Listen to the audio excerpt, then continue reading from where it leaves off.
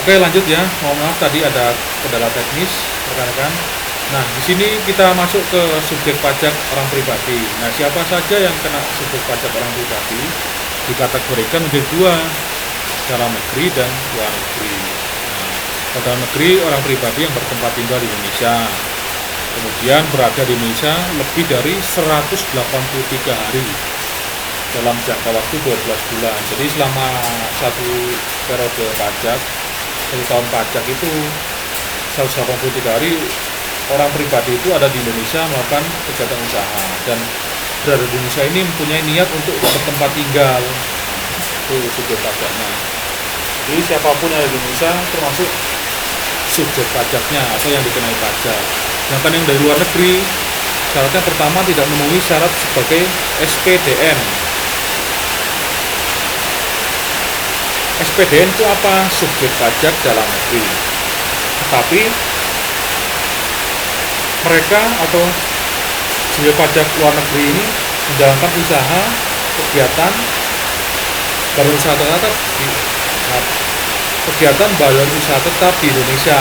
Nah, itu akan jadi subjek pajak luar negeri dalam.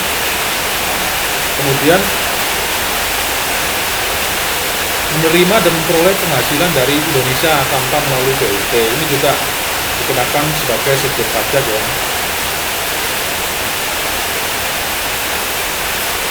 Lanjut kita ke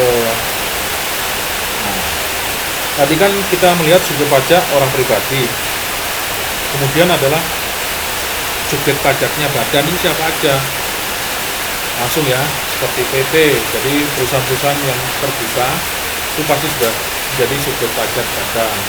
PT, CV, perseroan lainnya, BUMN, nah badan usaha milik negara kayak apa coba nanti dicari ya, badan usaha milik negara apa aja, badan usaha milik daerah apa aja, listing firma, operasi dan pensiun. Ini bisa rekan-rekan baca sendiri ya, nanti didalami di lokasinya masing-masing. Ini adalah subjek pajak badan. Kemudian badan usaha tetap. Nah, itu apa sih badan usaha tetap? Merupakan bentuk usaha yang dipergunakan oleh subjek pajak orang pribadi luar negeri dan subjek pajak badan luar negeri yang tadi ya.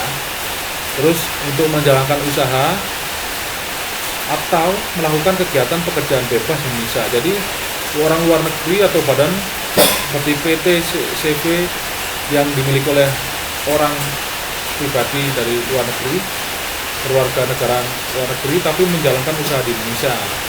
Nah ini, nah apa sih perbedaannya dari ketiganya?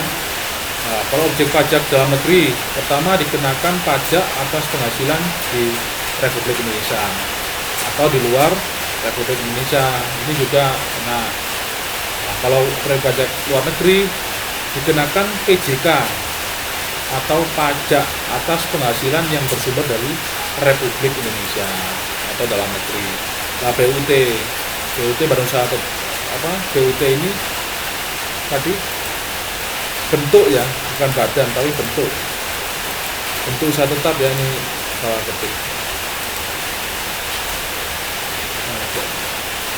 BUT ini dikenakan pajak atas penghasilan di RI atau Republik Indonesia. BUT badan ya. Nah, bentuk. Jadi jangan sampai salah ya rekan-rekan ya. Jadi BUT bentuk. Ini tadi saya salah ketik. Maaf manusia. Nah, kalau BUT dikenakan pajak atas penghasilan di Republik Indonesia dan penghasilan pusat yang didistribusikan ini salah ketik ini sebagai penghasilan bentuk usaha tetap. Ini terus perhitungannya gimana kalau objek pajak dalam negeri? PPh dengan tarif umum pasal 17 orang pribadi, basisnya neto.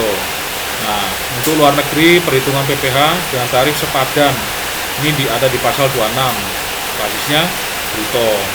Nah, bedanya itu ya kelihatannya. Kalau BUT OP, nah perhitungan dengan tarif umum pasal 17 badan, basisnya apa? Neto. Terus kewajiban